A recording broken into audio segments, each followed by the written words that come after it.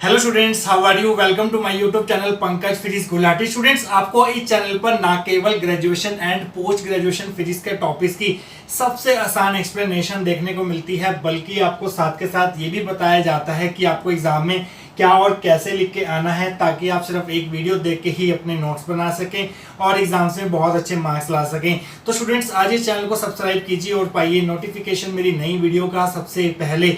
इसी कैटेगरी में आगे बढ़ते हुए आज हम बात करेंगे BSc fifth sem quantum and laser physics unit 1 के एक और इम्पॉर्टेंट टॉपिक के बारे में, जिसका नाम है आइंस्टाइन फोटो इलेक्ट्रिक इक्वेशन। तो स्टूडेंट्स, जो आज का वीडियो है वो है photo electric effect part 2 video. Photo electric effect part 1 के अंदर हमने क्या क्या डिस्कस किया था। हमने फोटो इलेक्ट्रिक इफेक्ट का इंट्रोडक्शन डिस्कस किया था, फोटो इलेक्ट्रिक इफेक्ट क्या होता है, कैसा एक्सपेरिमेंटल सेटअप यूज होता है to observe photo electric effect. हमने laws of photo electric emission भी स्टडी किया था, और हमने साथ के साथ ये भी जाना था कि क्लासिकल इलेक्ट्रोमैग्नेटिक थ्योरी क्यों फेल हो गई उन laws of photo electric emission को एक्सप्लेन करने के लिए। तो स्टूडेंट्स, पार्ट 1 का लिंक मैं आपको नीचे डिस्क्रिप्शन बॉक्स में दे दूंगा, वहां जाकर ये चीजें जो है आप डिस्कस देख सकते हैं और स्टडी कर सकते हैं। तो स्टूडेंट्स, फोटो इलेक्ट्रिक इफेक्ट क्या था? फोटो इलेक्ट्रिक इफेक्ट में आपको एक चाहिए होता है photo sensitive surface. Usually a metal surface जो होता है वो एक अच्छा फोटो सेंसिटिव सरफेस होता है। जब इसके ऊपर आप इलेक्ट्रोमैग्नेटिक रेडिएशंस फॉल करवाते हैं सुटेबल फ्रीक्वेंसी की, तो मेटल सरफेस में से इलेक्ट्रॉन्स इजेक्ट आउट होते हैं और इन इलेक्ट्रॉन्स को बोला जाता है फोटो इलेक्ट्रॉन्स। ये हम सब कुछ पार्ट 1 के अंदर डिस्कस कर चुके हैं। क्लासिकल इलेक्ट्रोमैग्नेटिक थ्योरी जो है वो फोटो इलेक्ट्रिक एमिशन के लॉस को एक्सप्लेन नहीं कर पाई। जो आइंस्टाइन ने, एल्बर्ट आइंस्टाइन ने 1905 में फोटो इलेक्ट्रिक एमिशन को एक्सप्लेन किया, किसका यूज करके? प्लैंक्स क्वांटम थ्योरी का यूज करके, जिसके अकॉर्डिंग जो इलेक्ट्रोमैग्नेटिक रेडिएशंस होती हैं वो टाइनी पैकेट्स ऑफ एनर्जी की तरह बिहेव करती हैं, और उन टाइनी पैकेट्स ऑफ एनर्जी को बोला जाता है फोटॉन्स। अगर इंसिडेंट रेडिएशन की फ्रीक्वेंसी न्यू है तो हमारे फोटोन की जो एनर्जी होगी, एक फोटोन की एनर्जी, वो एच न्यू के बराबर होगी, जहां पर एच जो है वो प्लैंक्स कांस्टेंट है। तो मान लीजिए स्टूडेंट्स, एक फोटोन जो है जिसकी एनर्जी एच न्यू है, इस मेटल सरफेस के ऊपर इंसिडेंट करता है, तो ये एनर्जी जो है 2 पार्ट्स में यूज अप होगी। कैसे? एक पार्ट तो एनर्जी का, इस एनर्जी का एक पार्ट जो है इस मेटल सरफेस में से इलेक्ट्रॉन इजेक्ट करने में यूज हो जाएगा, और जो रिमेनिंग पार्ट होगा इस एनर्जी का, वो इलेक्ट्रॉन की काइनेटिक एनर्जी की फॉर्म में अपीयर हो जाएगा। आइए एक एग्जांपल लेकर समझते हैं। मान लीजिए आप फॉल करवा रहे हैं 10 इलेक्ट्रॉन वोल्ट एनर्जी का फोटोन। मान लीजिए एच न्यू की वैल्यू 10 इलेक्ट्रॉन वोल्ट है, हम जस्ट एज्यूम कर रहे हैं। तो स्टूडेंट्स, मान लीजिए कि इस मेटल सरफेस में से इलेक्ट्रॉन निकालने के लिए आपको 4 इलेक्ट्रॉन वोल्ट एनर्जी की जरूरत पड़ती है। तो 10 इलेक्ट्रॉन वोल्ट में से 4 इलेक्ट्रॉन वोल्ट एनर्जी तो इस मेटल सरफेस में से इलेक्ट्रॉन इजेक्ट करने में यूज हो जाएगी। बाकी कितनी बची? 10 - 4 6 इलेक्ट्रॉन वोल्ट बची। तो इस इलेक्ट्रॉन की जो काइनेटिक एनर्जी होगी, मैक्सिमम काइनेटिक एनर्जी, वो 6 इलेक्ट्रॉन वोल्ट के बराबर होगी। तो 10 इलेक्ट्रॉन वोल्ट एनर्जी जो है वो 2 पार्ट्स में यूज हो गई। एक इस मेटल सरफेस में से इलेक्ट्रॉन निकालने में यूज हो गई 4 इलेक्ट्रॉन वोल्ट, और जो बाकी बची वो kinetic energy of emitted electron की फॉर्म में अपीयर हो गई। तो स्टूडेंट्स, जितनी एनर्जी मेटल सरफेस में से इलेक्ट्रॉन को निकालने के लिए चाहिए होती है, that energy is called work function. जो वर्क फंक्शन होता है वो मेटल सरफेस पे डिपेंड करता है कि आप कौन सा मेटल ले रहे हैं। कई मेटल्स होते हैं जिनमें से इलेक्ट्रॉन निकालने के लिए आपको कम एनर्जी की जरूरत पड़ती है, और कई मेटल्स ऐसे होते हैं जिसमें से इलेक्ट्रॉन इजेक्ट आउट करवाने के लिए ज्यादा एनर्जी की जरूरत पड़ती है। तो वर्क फंक्शन जो है वो नेचर ऑफ मेटल सरफेस के ऊपर डिपेंड करता है। वर्क फंक्शन को हम W0 से डिनोट करते हैं, W0 से या 50 से, कई बुक्स में 50 से भी डिनोट किया हुआ है, यहाँ पर हम W0 से डिनोट कर रहे हैं वर्क फंक्शन को। और जो काइनेटिक एनर्जी होती है, मैक्सिमम काइनेटिक एनर्जी इलेक्ट्रॉन की, वो ½ mv max स्क्वायर होती है। तो स्टूडेंट्स, एच न्यू जो है वो इन दोनों पार्ट्स में स्प्लिट हो जाएगा, means h nu will be equal to W0 plus ½ mv max square. तो स्टूडेंट्स, यही है हमारी आइंस्टाइन फोटो इलेक्ट्रिक इक्वेशन। देखिए स्टूडेंट्स, अगर आपको क्वेश्चन एग्जाम में आता है तो आप इसकी थ्योरी में क्या लिख के आएंगे, आइए पहले वो देख लेते हैं। In 1905, Einstein explained photoelectric effect on the basis of Planck's quantum theory. 1905 में आइंस्टाइन ने फोटोइलेक्ट्रिक इफेक्ट को सक्सेसफुली एक्सप्लेन किया with the help of Planck's quantum theory, according to which light radiations consist of tiny packets of energy called photons, जिसके according, Planck's quantum theory के according, light radiation जो है वो wave की तरह तो बिहेव करती ही करती हैं, साथ के साथ वो पार्टिकल की तरह बिहेव भी करती हैं। और लाइट रेडिएशन को मान सकते हैं कि वो टाइनी पैकेट्स ऑफ एनर्जी की बनी होती हैं और उन टाइनी पैकेट्स ऑफ एनर्जी को बोला जाता है photons. Einstein suggested that when a photon of energy h nu falls on metal surface, its energy is used up in two ways. Einstein ने हमें ये कहा कि जब h nu एनर्जी का फोटोन मेटल सरफेस पर इंसिडेंट करवाते हैं तो इसकी जो एनर्जी है h nu वो दो वेज में यूज्ड अप होती है। पहला वे देखते हैं कौन सा है। A part of it is equal to work function W0 is used in ejecting the electron out of the surface.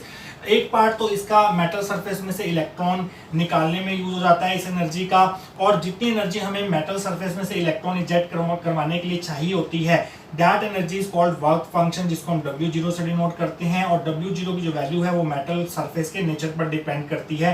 अलग अलग मेटल्स के लिए W0 की वैल्यू जो है वो अलग अलग होती है। And the remaining part appears as maximum kinetic energy of ejected electron, और जो बाकी बचा हुआ पार्ट है h nu एनर्जी का वो maximum kinetic energy of emitted electron की फॉर्म में अपीयर हो जाती है। जैसे मैंने आपको एग्जांपल लेके बताया था कि अगर 10 इलेक्ट्रॉन वोल्ट एनर्जी हम इंसिडेंट करवा रहे हैं तो हम मान लेते हैं कि 4 इलेक्ट्रॉन वोल्ट एनर्जी तो इलेक्ट्रॉन निकालने में यूज होगी, और जो बाकी की 6 इलेक्ट्रॉन वोल्ट है वो maximum kinetic energy of electron की फॉर्म में अपीयर होगी। तो स्टूडेंट्स हम इस चीज को इक्वेशन की फॉर्म में कैसे लिख सकते हैं। हमारी जो इंसिडेंट एनर्जी थी वो थी h nu energy of photon के बराबर, that will be equal to work function of metal surface plus maximum kinetic energy of emitted photo electron. तो स्टूडेंट्स इसको हम देते हैं इक्वेशन नंबर 1। जो हमारी इंसिडेंट एनर्जी थी h nu वो दो पार्ट्स में स्प्लिट हो गई। एक पार्ट जो है वर्क फंक्शन की फॉर्म में अपीयर होगा, मींस मेटल सरफेस में से इलेक्ट्रॉन निकालने में यूज हो जाएगा, और जो बाकी की एनर्जी होगी वो एमिटेड फोटो इलेक्ट्रॉन की काइनेटिक एनर्जी की फॉर्म में अपीयर होगी। तो स्टूडेंट्स फर्स्ट इक्वेशन के बाद क्या लिखना है आपको इस टॉपिक में वो हम देखेंगे आने वाले सेक्शंस के अंदर। तो स्टूडेंट्स लास्ट सेक्शन में हम फर्स्ट इक्वेशन तक निकाल चुके थे। वो इक्वेशन क्या थी, h nu is equal to W0 plus half mv square max. ये फर्स्ट इक्वेशन थी जहां पर W0 था वर्क फंक्शन था, हाफ mv स्क्वायर मैक्स जो था वो मैक्सिमम काइनेटिक एनर्जी थी इजेक्टेड इलेक्ट्रॉन की। तो स्टूडेंट जो वर्क फंक्शन होता है W0 उसकी जो वैल्यू होती है वो ये होती है h nu नॉट, जहां पर न्यू नॉट जो है वो थ्रेशोल्ड फ्रीक्वेंसी है। थ्रेशोल्ड फ्रीक्वेंसी क्या होती है ये हम पार्ट 1 वीडियो में डिस्कस कर चुके हैं। तो स्टूडेंट्स W0 की वैल्यू हम यहाँ पर पुट करेंगे तो हमें क्या मिलेगा, using 2 in 1 we get h nu is equal to h nu not plus half mv square max. तो स्टूडेंट्स h nu नॉट को इधर ले आएंगे आप तो h कॉमन आ जाएगा दोनों में से, तो h bracket start nu minus nu not equal to half mv square max. इसको बोलते हैं हम आइंस्टाइन फोटो इलेक्ट्रिक इक्वेशन। और ये इक्वेशन जो है वो फोटो इलेक्ट्रिक एमिशन के जो लॉज हैं उनको सक्सेसफुली एक्सप्लेन करती है। वो कैसे करती है ये हम देखेंगे नेक्स्ट सेक्शन के अंदर। तो स्टूडेंट्स पिछले सेक्शन में हमने ड्राइव की आइंस्टाइन फोटो इलेक्ट्रिक इक्वेशन। आइए देखते हैं कि आइंस्टाइन फोटो इलेक्ट्रिक इक्वेशन की हेल्प से हम कैसे laws of photo electric emission को एक्सप्लेन कर सकते हैं। तो आप हेडिंग बनाएंगे explanation of laws of photo electric emission by Einstein equation. तो इसमें आप पहले आइंस्टाइन फोटो इलेक्ट्रिक इक्वेशन लिखेंगे। Einstein photo electric equation is h nu minus nu not is equal to half mv square max. ये first equation है जहां पर new not threshold frequency है, new frequency of incident radiation है, half mv square max जो है वो kinetic energy है इजेक्टेड इलेक्ट्रॉन की, और v मैक्स जो है वो मैक्सिमम वेलोसिटी है जिस मैक्सिमम वेलोसिटी के साथ इलेक्ट्रॉन जो है वो इजेक्ट हो सकता है मेटल सरफेस में से। तो स्टूडेंट्स पिछले वीडियो में हमने पार्ट 1 वीडियो में हमने laws of photo electric emission जो है वो स्टडी किए थे। तो वहां पर हमने फर्स्ट लॉ ये देखा था कि हर एक मेटल सरफेस के लिए एक मिनिमम फ्रीक्वेंसी एग्जिस्ट करती है जिसको हम थ्रेशोल्ड फ्रीक्वेंसी बोलते हैं। अगर हमारी इंसिडेंट रेडिएशन की फ्रीक्वेंसी उस थ्रेशोल्ड फ्रीक्वेंसी से कम होगी तो कोई भी फोटो इलेक्ट्रॉन जो है वो इजेक्ट नहीं होगा। आइए देखते हैं ये फर्स्ट इक्वेशन से हम कैसे एक्सप्लेन कर सकते हैं। अगर हमारी न्यू की वैल्यू न्यू नॉट से कम है, अगर new is less than nu not है, न्यू जो है वो इंसिडेंट रेडिएशन की फ्रीक्वेंसी है, न्यू नॉट जो है वो थ्रेशोल्ड फ्रीक्वेंसी है। अगर इंसिडेंट रेडिएशन की फ्रीक्वेंसी थ्रेशोल्ड फ्रीक्वेंसी से कम होगी तो जो काइनेटिक एनर्जी है maximum kinetic energy of ejected electron वो नेगेटिव हो जाएगी। आप जानते हैं काइनेटिक एनर्जी कभी भी नेगेटिव नहीं हो सकती, तो ये चीज़ पॉसिबल नहीं है कि अगर न्यू नॉट से कम हो जाए कि काइनेटिक एनर्जी नेगेटिव हो जाए, ये चीज़ पॉसिबल नहीं है। तो न्यू जब न्यू नॉट से ज़्यादा होगा तभी हमारा फोटो इलेक्ट्रिक एमिशन जो है वो टेक प्लेस होगा, क्योंकि उसी केस में जो काइनेटिक एनर्जी है वो पॉजिटिव निकल के आएगी। तो इस फर्स्ट पॉइंट में आप क्या लिखेंगे, point A, if nu is less than nu not, अगर हमारे इंसिडेंट रेडिएशन की फ्रीक्वेंसी थ्रेशोल्ड फ्रीक्वेंसी से कम है तो क्या होगा, then from equation 1/2 mv² max becomes negative. तो ये चीज जो है वो नेगेटिव हो जाएगी, विच इज नॉट पॉसिबल, और ये चीज पॉसिबल नहीं है। Hence no photo electron will be ejected for nu less than nu not. तो कोई भी फोटो इलेक्ट्रॉन जो है वो इजेक्ट नहीं होगा, किसके लिए, अगर फ्रीक्वेंसी जो है वो न्यू नॉट से कम होगी, फ्रीक्वेंसी अगर न्यू नॉट से ज्यादा है तभी फोटो इलेक्ट्रॉन जो है वो एमिट होंगे। तो फर्स्ट लॉ की जो एक्सप्लेनेशन है वो यहाँ से मिलती है, फर्स्ट इक्वेशन से, आइंस्टाइन फोटो इलेक्ट्रिक इक्वेशन थे।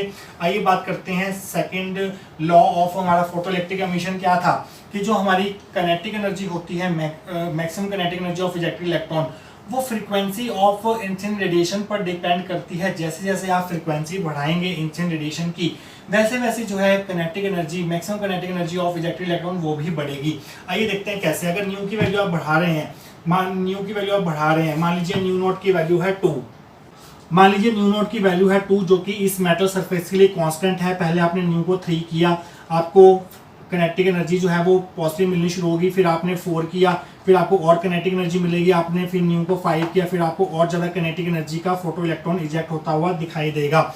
मीन जैसे जैसे आप न्यू बढ़ाते जाएंगे वैसे वैसे जो मैक्सिमम काइनेटिक एनर्जी है इलेक्ट्रॉन की वो बढ़ती जाएगी, और जैसे जैसे न्यू बढ़ेगा वैसे वैसे काइनेटिक एनर्जी भी बढ़ेगी, और ये भी कह सकते हैं हम वी मैक्स की वैल्यू भी बढ़ेगी।